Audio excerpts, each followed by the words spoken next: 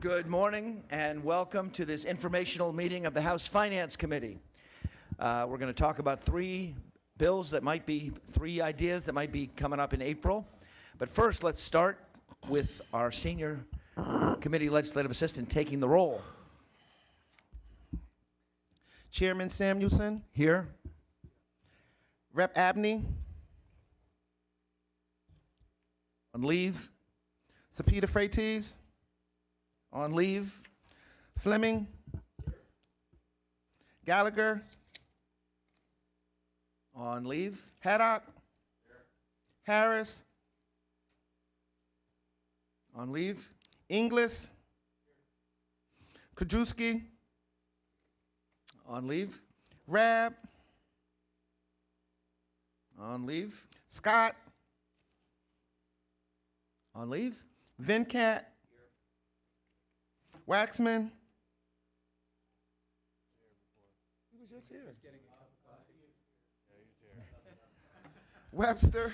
Here. Chairman Griner. Here. DeVanzo. Here. Fritz. On leave. Gatos. On leave. No, online. Online. Jones. Here. Yep. Online. Kephart. On leave. Kutz. On leave. Mako. Here. Rossi. Rinkevich. On leave. Standback. Standball. Standbot. Here. Stender. Here. Jesus. Thank you. All accounted for, and I realize there's several meetings going on here in the Capitol today, so some of the folks on leave might be able to come for part of the meeting later on. So today we have three pieces of legislation that have been introduced in the past concerning the Property Tax Rent Rebate Program, and I wanted to give an opportunity to some of the sponsors to talk. I'm one of those sponsors, but I'll save my comments for later in the meeting. And so I think what we should do is go right to our Executive Deputy Secretary for the Department of Revenue. We asked the Department of Revenue for two things: to give an update on the property tax rent rebate expansion that took place legislatively 2 years ago, and this is now the second year we have the expanded income limits, and then ask for some comments on the three proposals that we'll be considering in April. So let me call on Allison Morgan, our Executive Deputy Secretary for the Department of Revenue, and I appreciate you being here. Thank you. And yes, Representative Waxman is present.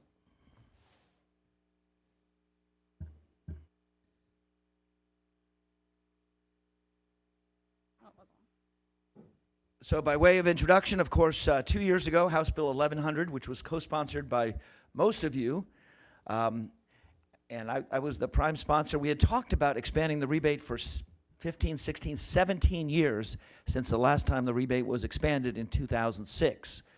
The income limits in 2006 went up to $35,000 net income for homeowners and $15,000 net income for renters. But after 17 years, each year when people would get a small Social Security increase or newly retired individuals, that with the income limits fixed since 2006, every year we would lose 10 or 15,000 people who qualified for the program but then did not. And so after all those years, we made an adjustment, a needed adjustment. We raised the income limits to $45,000 net income for homeowners and $45,000 net income for renters, which enabled an additional 175,000 people in Pennsylvania to be eligible. Appreciate the overwhelming votes in the House and the Senate. Governor Shapiro signed the bill in August of 2023, and starting in January 2024, people have been signing up with the higher income limits. Each of our offices has probably seen an uptick in the number of people who are asking about the rebate who are signing up. And so we wanted to get a progress report a year later on how things are going with the first full year of implementation and how it's going this year. So I'd like to call on Allison for that update. Thank you, and thank you for having me. Yes, we are extremely proud to report that the recent expansion of this program, which went into effect, as you stated, for the 2023 claim year, was a resounding success that delivered real results for Pennsylvanians in need. According to our most recent data, our department processed more than 522,000 rebates, totaling roughly $319 million for PA residents who applied for a rebate on their property taxes or rent paid in 2023. This included roughly 106,000 first-time filers who benefited from the program for the very first time. This achievement helped us deliver upon Governor Shapiro's pledge to provide real relief for seniors and to help them at a time when rising costs are a real concern. We're also proud of the work the department did to ensure that the expansion was administered as smoothly as possible. Specifically, the department added full-time staff and hired additional temporary staff to help with the influx of new applications. We also held nearly 300 events last year at area agencies on aging and senior centers throughout the Commonwealth to deliver direct in-person support to eligible Pennsylvanians and to help Pennsylvanians limit errors when applying. Those events are occurring again this claim season and have been well received. I actually just attended one this past Monday, and all the constituents that were there were very pleased with the assistance. It was the first time they were at that location, and we're very grateful for that help. We also made system improvements to better utilize existing functions within our MyPath portal to validate eligibility for first-time filers. And we changed our MyPath portal to prevent common errors from being allowed when filing out the application. Again, thank you for the opportunity to provide testimony on behalf of the Department of Revenue, and I welcome any questions from the members of your committee. Thank you. I want to give the opportunity to our members for questions. I also want to note that we are joined by Representative Keith Harris online. I'll start with the questions. I think one thing we did in the 2023 legislation that we had not done in the past is added a cost of living adjustment. And so every year, the income limits are going up. As you know from our district offices, last year the upper income limit was $45,000 net income. This year it's up. It's $46,520. And I say net income because you only have to count half of your Social Security. So $46,520. I actually was at my community office hours last week, and we signed up a gentleman whose income was about $45,500. So he qualified last year. He qualified this year because we thought to put the COLA in the legislation, and so that's going to adjust automatically. And so I'm very grateful for that. Are you noticing this year statistics on how many people have signed up so far? We haven't seen a significant increase yet this year compared to last year, but we are staying the same as last year so far. We do anticipate, as we all have our outreach across the state, for that to continue to increase again this year. Okay. I've got two more questions myself, but then I'll open it up. Sorry about that. The outreach, we had some feedback at the budget hearing from some of our members that we seek additional cooperation and coordination with the department. If we're having an outreach from our offices at one senior high-rise, be helpful to know when the Department of Revenue is going to that same facility so we can coordinate our schedules. We've done that to some extent last year, but I know at least two of our members were asking for more coordination. Yes, and we have started doing weekly updates to all the legislative offices in terms of where we are doing those events, and we also have it posted on our website, and that's updated every week as well. Okay. And my final question is on the utilization by all of the folks who are newly eligible. This program, when we expanded it 2 decades ago, we got as high as 605,000 people. But over time, as people were missing out on the rebate because we had not adjusted the income limits in so long, we were down, I think, to 416,000 2 years ago. You mentioned that we have 106,000 new people. We're up to 522,000, which is phenomenal. At the time we passed the legislation, we had an estimate that it could be as high as 575,000.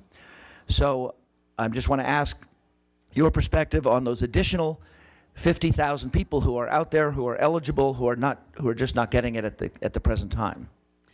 I mean, I think for us, I mean, we just continue to try to get it out in the press as much as possible, get it out on our website as much as possible. We hold a number of events, you know, beyond just specific to the property tax rent rebate program, but we try to bring it up at those events as well. We recently partnered with the LITCs, or the local income tax clinics. We're also incorporating PTRR into those clinics and that outreach. So I think just continued efforts on all our parts to get it out there as much as possible should hopefully see us get to that 175,000 expectation. My understanding is when you go to an event, you have the computer there, you have the scanner there, you can do it on the spot. Yes. My own staff, we're doing the same thing. We're bringing our computer scanner with us so we can complete an application on MyPath, either at my office or when we're out in our 19 visits to the senior high-rises in my community. Are there any questions from committee members? Representative Greiner, Chair Greiner. Yeah, thank you, Chairman Samuelson. Chairman and I, before the meeting started, were talking about an area that I said I think might be falling through the cracks. And it's because of renters going from 15 to 45, and it's those that are living in nursing homes. And I'm just wondering, I just was thinking out loud, I think there could be a possibility that people were in homes that are paying rent, you know, and there's well, it's rent, but it's also, I got to think about this. There might be a property tax component. I'm going to have to think about this because now there's two there now. You have the rent, and then you also have the property tax component that some homes charge you, which that leads to another question. That's more technical tax preparing now, I guess. My question was, though, how we inform people in nursing. My real question was going to be, how do we inform or encourage people in nursing homes to know that they have the ability to participate, kind of segueing off of his question about getting the word out there, because I do think that might be being missed because people are doing they're doing TurboTax, they're doing their own thing, and they know they got a state and a federal return to file, but they might not even realize that what they get from their nursing home can be used maybe to prepare to get either a renter certificate or like I said, there could be a property tax. Now I think about it, there's a property tax component at times with that. I guess it depends on. That's what I'm saying. I guess it depends on how I had this, now it's all coming back to me. I had a question about this. I guess it depends on how the contract's written with the home and then you almost have to ask revenue, whether the home gets it or whether the individual gets it. I mean, We're limited to what's on the application, so we don't have a say in who it actually goes to. Like, we can't tell if they have an agreement with that home, if the individual has an agreement with the home, and they apply, and at the end of the day, that rebate is going to the home's bank account and not the individual's, we wouldn't have that visibility. Is that the question? well, I'm just thinking, some homes are good and they're sending letters out saying this is your rent letter for the year, or this is what you paid in rent. And you can use that, and they sign off, it's computer generated, attach it to the return. I guess my thinking is there could be residents, there could be some nursing homes that don't do that letter, and then the onus is on the person who's living in the nursing home to ask for that. I'm just saying, I think there's a possibility there could be people out there living in nursing homes that are eligible and they don't realize they can access this program, Right. and I don't know how we get that. Now, the property tax component, I just thought about that out loud. That one has me a little bit befuddled now when you have both. When you're doing the rent, but you're also paying a property. You know, they say this is your part of the property tax that you can report on your federal tax return. Just saying, I got to think about that. Yeah, there's probably opportunity for us to partner more with area agencies on aging and others to get the word out to nursing home. I would assume. I mean, I'm not 100% familiar with that, but I would think that there is opportunity if you think that's an area that might be lacking. We will take a look further. I know nursing home rent, if somebody's in a situation where they're in a nursing home and just paying rent, they are eligible, and we've helped folks sign up for that. I want to call on Representative Rossi for a question. I'm not sure if you'll be able to answer this, but a lot of the constituents that come into the office want direct deposit because they can't drive to the bank. However, they'll bring their deposit slip, which isn't the correct routing and information on there. So they leave. We can't enter it, and the bank won't give it to them over the phone because we'll call the bank, and the bank will not give that information to them over the phone. So I'll enter it, get to the end, and then they'll go home, call me, and say, I really need this. I can't go back and edit that. That would be a great feature if we had 24 hours to go back in and put that in. It happens all the time. It takes me at least 15 minutes to key one of those in and delete it. 2 days ago, I just did 15 of them from a nursing home.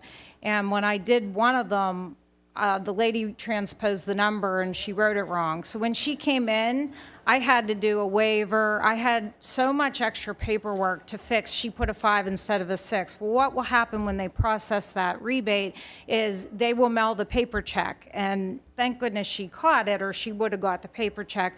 But they won't edit that. So when I sent that over, they said, we don't mess with direct deposit. I'm sorry, we're not going to be able to do this. She's going to get a paper check.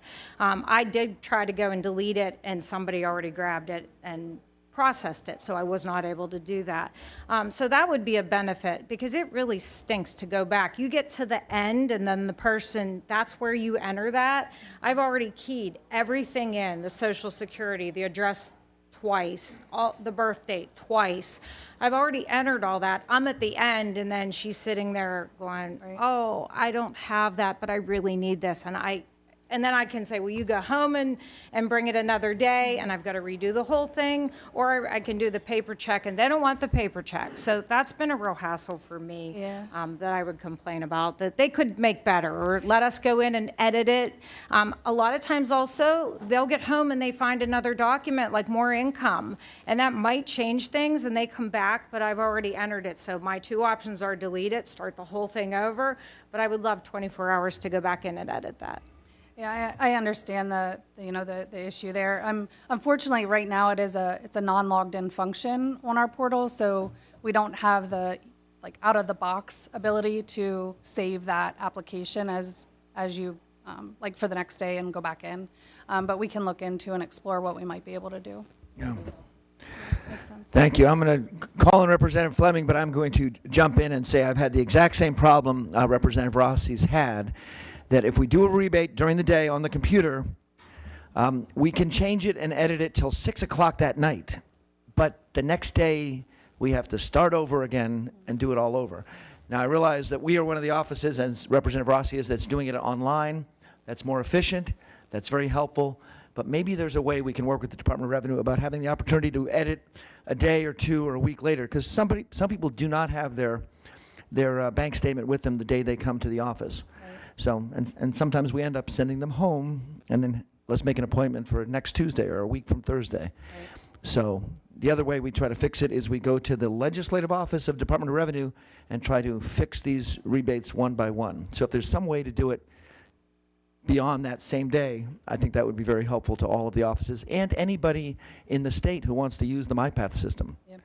Yeah, we'll definitely look into it. I just don't know if it's functional. I don't know if we can do it in terms of our system, but we'll look into it. The default is to use the paper system, but I know the Department of Revenue prefers if we use MyPaths. So let's try to fix MyPath. Yeah. Representative Fleming. Thank you, Chairman. Really appreciate the work that the department has done on this to meet the moment. I've seen in other areas where the Commonwealth, we expect a ramp up and no new staff is added. You have to do sort of more with less. So I really do appreciate that. I just want to ask about sort of the workflow and how we can be more efficient. Would allowing payments to be issued on a rolling basis ease an administrative burden on the department as opposed to the way it is now, where we get all these in, but then payments are issued basically that first week of July? Would that would a rolling sort of calendar where, checks could be issued, right as, within 2 weeks of you submitting an application, rather than waiting, be more efficient? So I want to jump in and thank Representative Fleming for the question, because we're transitioning to the next part of our Okay. agenda. Am I skipping ahead? I apologize. Only by 1 minute, because right now, if there's no other questions on the overall rebate program, we want to talk about 3 proposals that are out there. First, on the overall rebate program, Representative Haddock. Just if I could, the Deputy Secretary Morgan, the outreach program from Revenue, and we have a senior fair in Lackawanna County that the whole county gets involved with, all the state reps and the county government and that. And with your online services, I was wondering who we could talk to possibly line that up. It's coming up in a few months here. I think that would be a great addition. Yeah. We literally take over the Steamtown Mall, and it's thousands of people come out to it. It's a fabulous day, and that might be something if we could coordinate. Who would be a good contact? Either myself or Katie Paisley, who's our. Okay, I'll get a card. We'll talk offline. Thank That'd you. be great. Appreciate that. Yeah, that's great.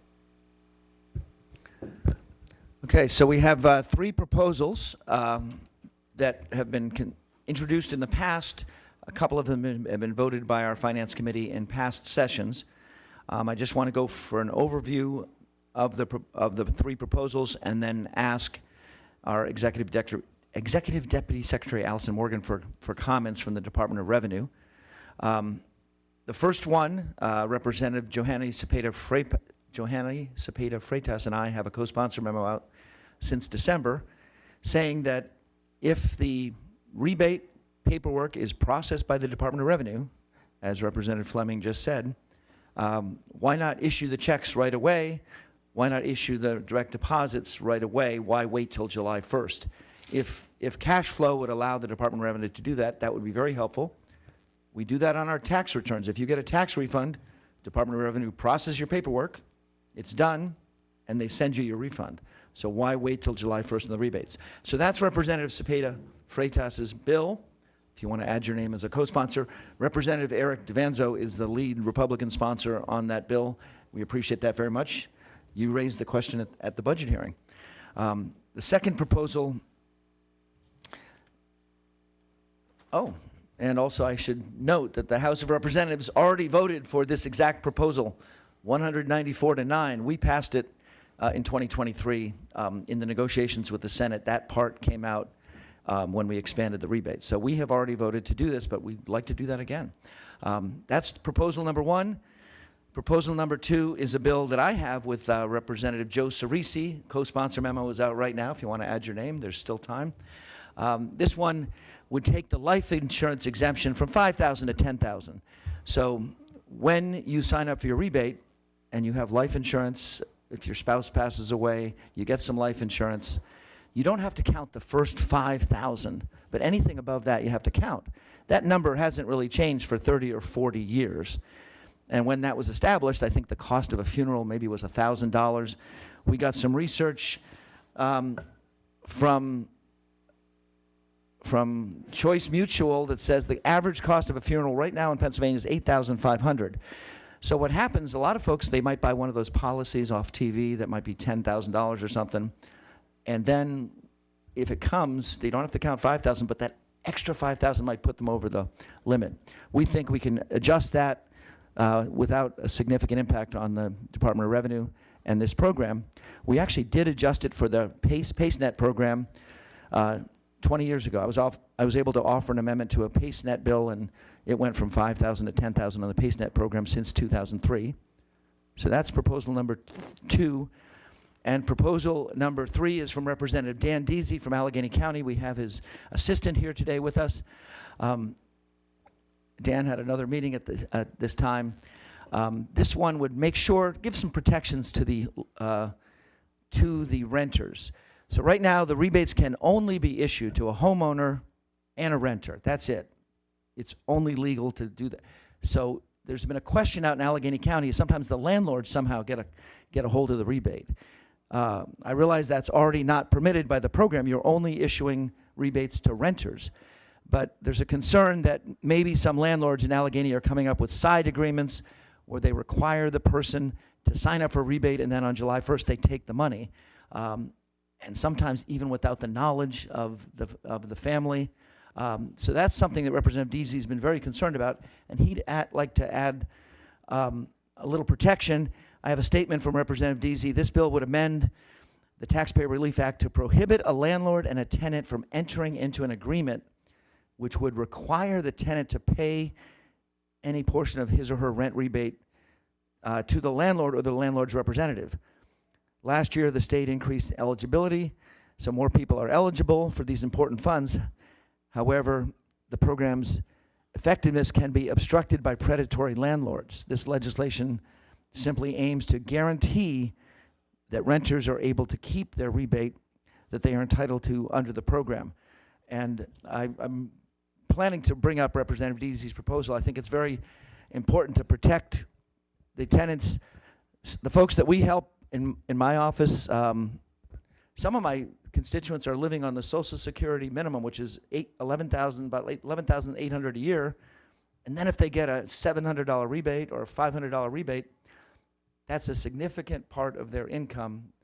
And if the landlord takes it, that's just not right. So those are the three proposals that we have before us. I think all three have not yet been introduced, so you have time to add your name if you'd like.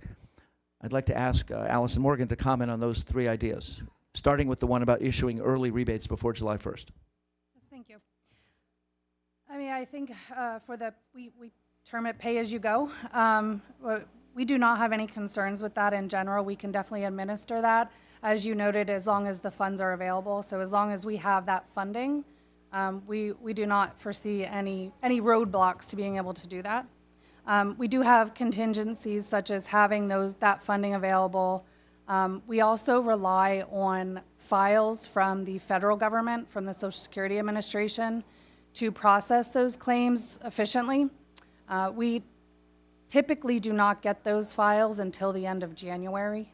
So that is one of our constraints. We have some potential workarounds that we can use, like prior year files, things such as that. So again, not a roadblock, but just a consideration that we have to think about. It could impact, I'm sure you're all familiar, July 1st you get a lot of phone calls. We do as well. So I would anticipate that during our peak season for tax processing, for our personal income tax, we will receive additional phone calls. I would expect your offices to as well. So, it's just, again, a consideration that we all have to think about. I don't think it's a roadblock in any way.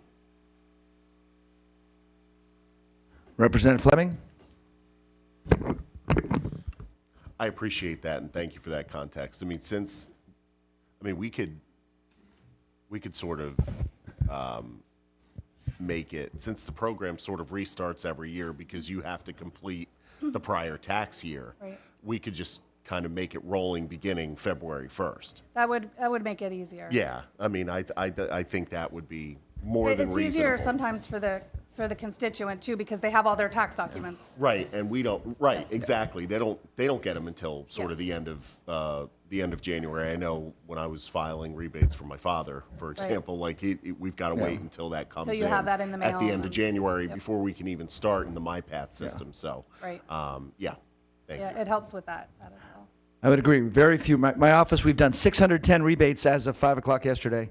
But by the end of January, it was only about 15 or 20. Very few people fill it out at the end of January. But if we could issue the rebates starting in February, March, April, that would be very helpful. Representative Fleming? One last thing. So I just, we have begun a robust program of PTRRs. We visit our senior centers in the district I represent.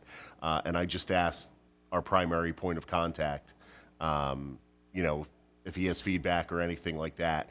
And his comment was, it's one of the smoothest Commonwealth systems we that's deal really with. great to So hear. I wanted to. Rarely do we hear the kudos. You know, we're always Appreciate that. you know, pointing out problems. But I just wanted to make that known that from our perspective and from the perspective of my staff person, it's really well done. So thank you. Thank you. Thank you, Deputy Secretary. Thank you, Chairman. Thank you. I have 3 questions. I have Representative Haddock, then I have Representative Jones online, and then Representative Harris online. Representative Haddock. Yeah, thank you. And I was remiss earlier to say that even with the increased, I will say my office staff in particular said that even with the amount of new people that had applied, that the rebates came out in a very timely fashion last year. So I would be remiss if I did not compliment the department on that. And then just to clarify, and you said that it doesn't seem to be a problem with revenue, and I'm just curious because I've talked to a few people here in Harrisburg, and they always thought it was something to do with the fiscal year of the budget. So that no way would impact these funds? It could. I mean, we would need it to go through the budget office and make sure that they could, you know, again, have that funding in place to be able to make those payments, because they could cross fiscal years.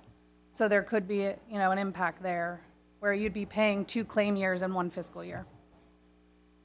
So do we have a definitive answer or not on the fiscal problem? I think it's more of a budget office question. It's a budget office question.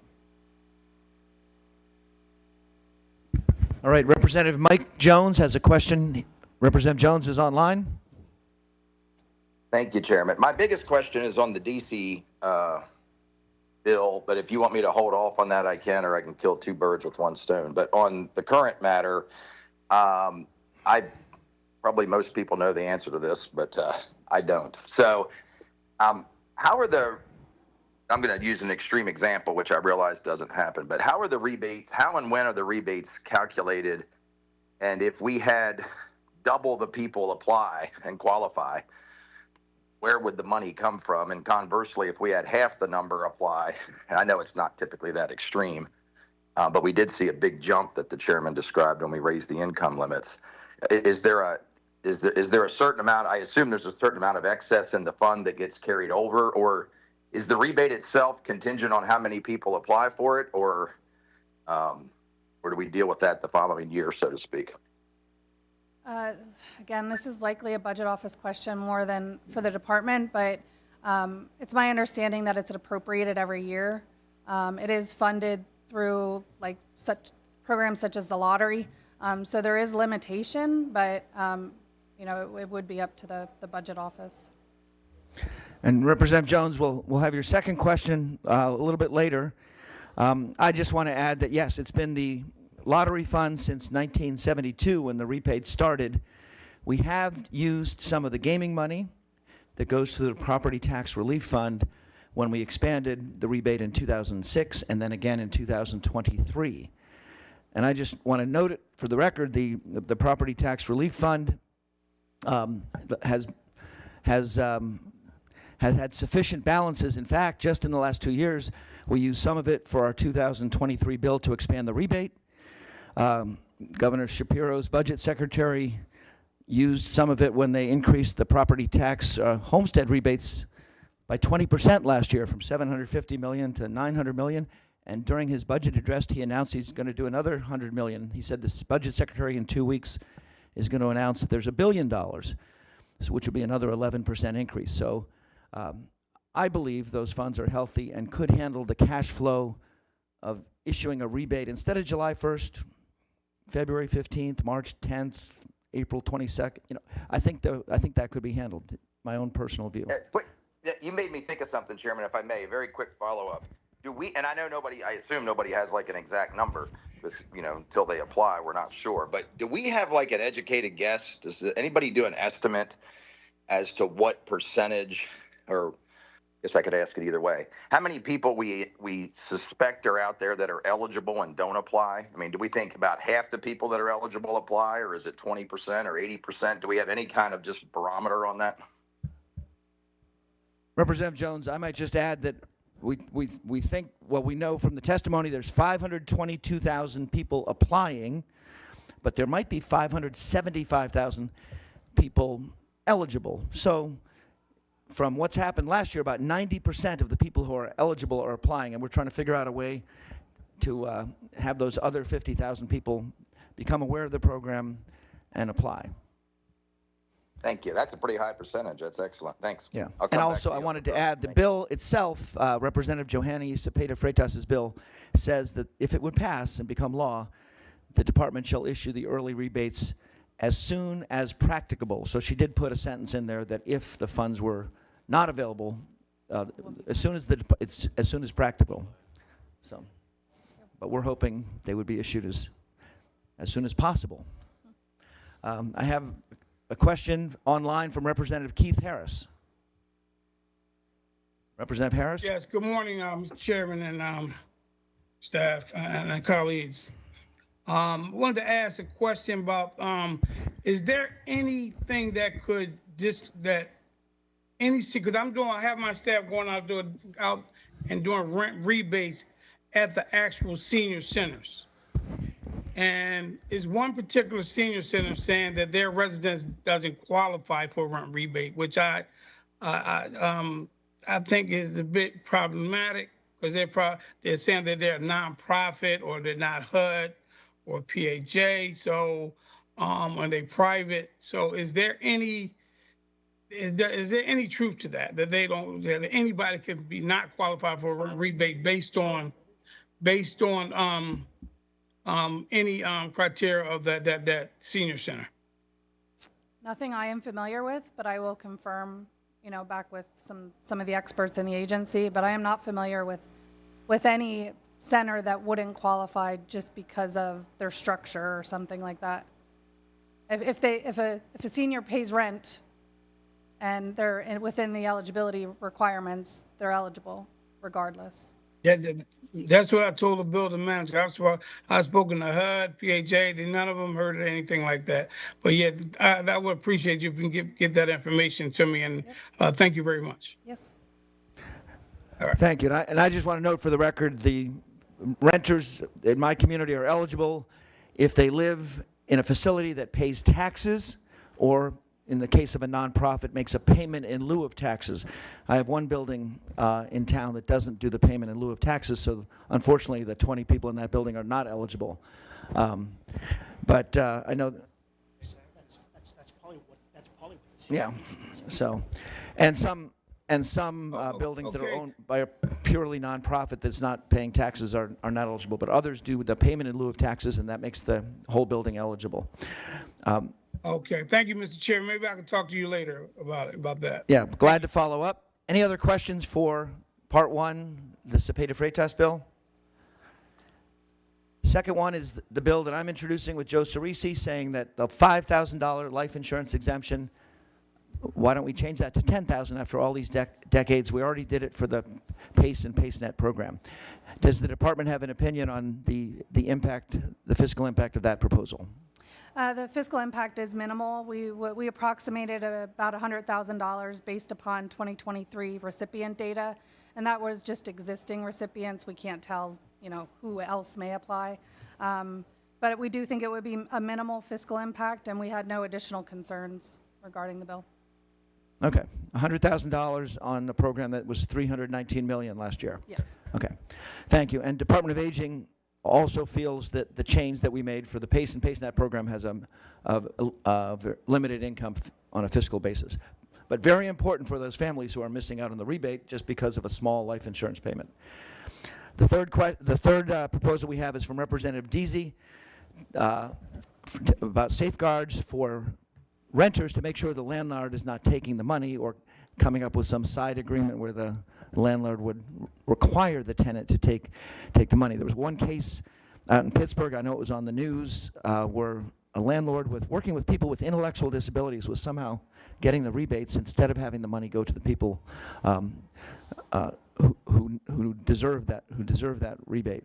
And so we're going to work with Representative Deasy on that bill. I don't know, I would like to ask the department if they've taken a look at that issue.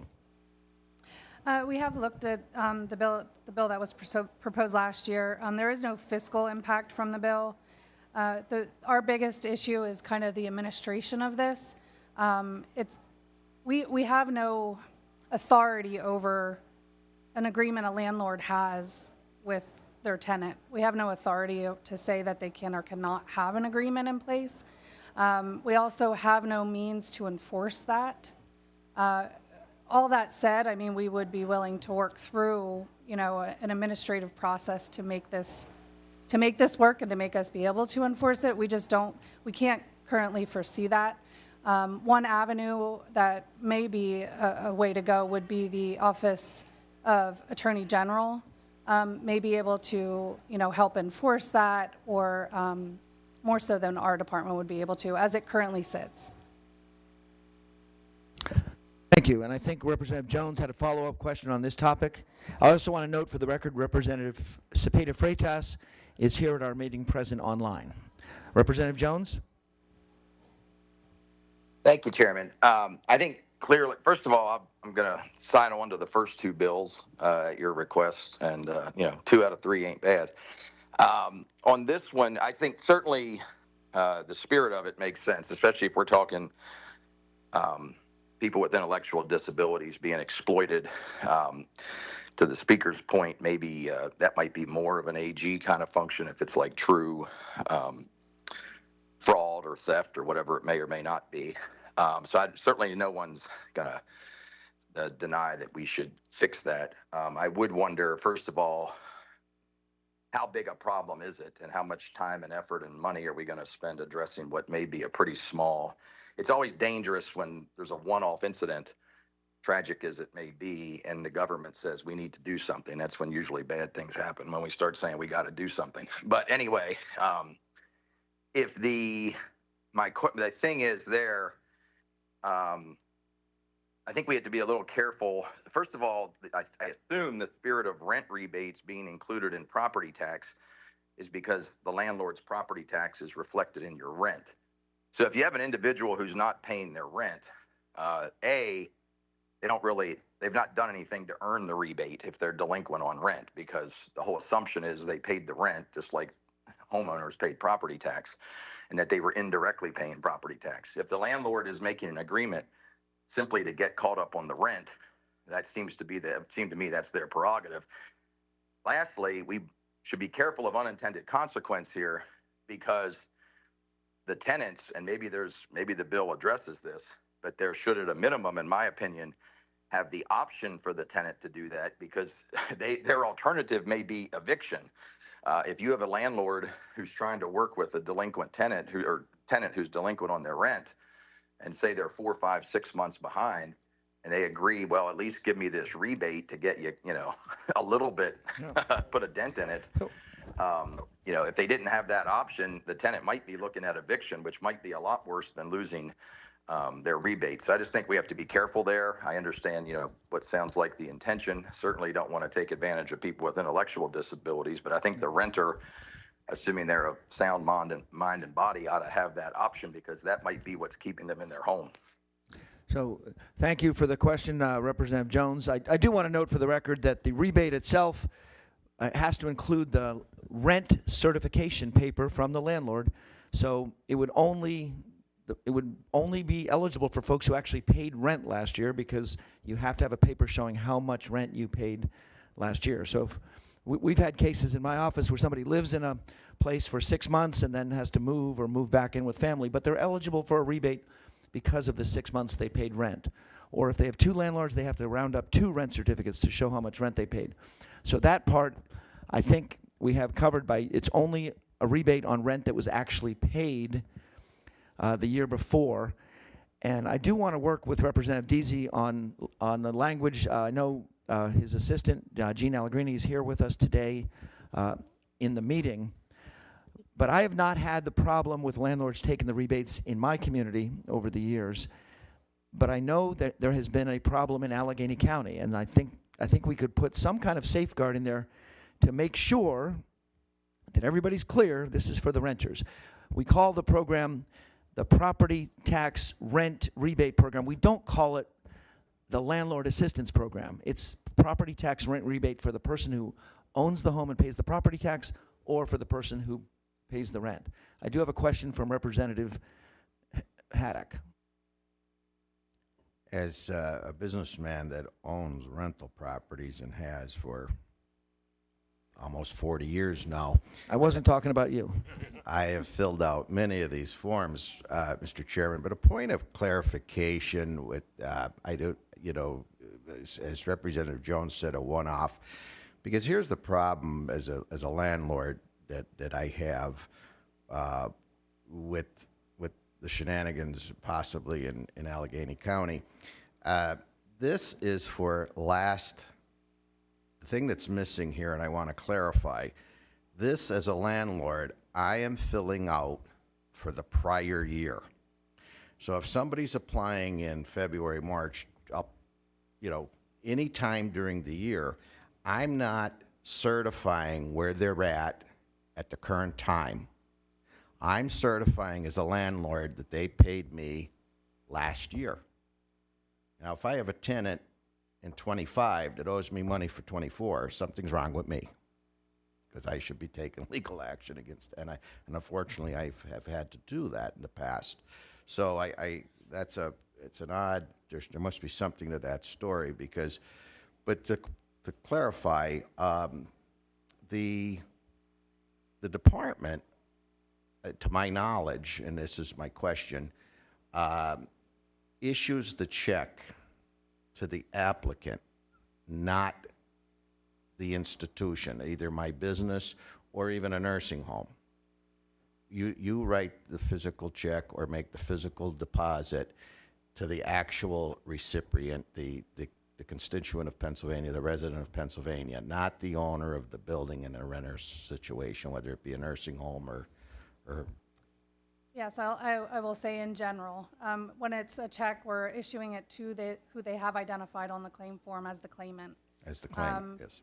It's, I think where it gets difficult, there's our potential fraud or somebody trying to, or they have an agreement where the claimant actually input their bank account information, where we have no way of determining that.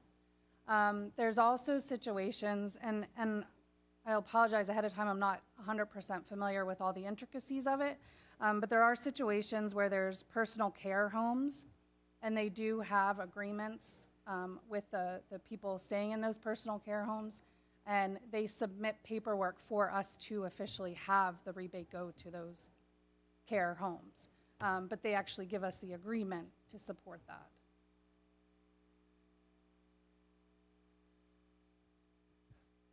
Thank you. We have a question from Representative Rossi. I just want to make a comment. If you are having difficulty with your landlord, whether they're disgruntled or you're having where the landlord's making some kind of deal, one of the options we use at my office, they can bring in their paid receipts from all the checks from their checking account, and then we self-certify the rent certificate, and that is acceptable, and that is the way to get around not needing that from the landlord. So I would recommend anybody having difficulty with a landlord, whether they're, not getting along or the landlord's trying to cut some kind of deal, that's the route to go around it.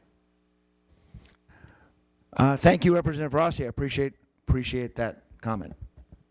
I've got Representative Harris online with a question. Yeah, just piggyback off of Representative Haddock's comments. I've been a landlord also. I think that we really work with our tenants. We try to make it easy as possible. I'm personally a charity case. I try to be mindful of their income and my needs. Although I'm not a rich man, I don't finagle around rent rebates. The tenant gets that, they late on the rent. That's their business with the state. I don't think that I should be intervening in that transaction. And if the rent's late, then is mechanisms built in, rent diversionary, we have other things. I don't think nobody should be doing this. No institution should be rerouting a state contribution to help people.